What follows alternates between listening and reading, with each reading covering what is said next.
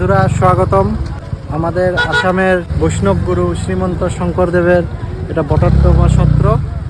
আসাম সরকারে একদম সুন্দর করে বানিয়েছে বটদ্রবা সত্র। যে দেখুন, শ্রীমন্ত শঙ্করদেব আবির্ভাব ক্ষেত্র, মানে এখানে এই জায়গায় জন্ম হয়েছিল। তো চলুন আমরা ভিতরে যাই।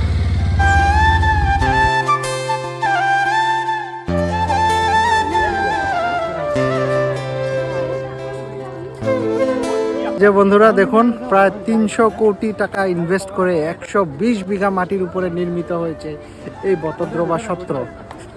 দেখুন বন্ধুরা,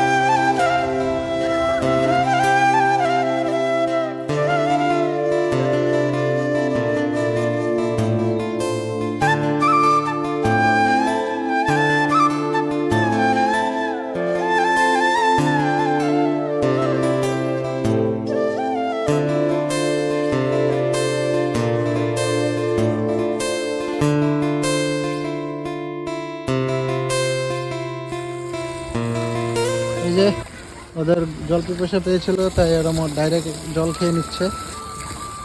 কৃষ্ণ, থ্যাংক ইউ দাদা। এই জায়গাটা অনেক সুন্দর, অনেক বড় এরিয়া, প্রায় 120 বিঘা জমিন হবে। তো এখন আমরা চলে যাচ্ছি, কারণ রৌদ্র প্রচুর।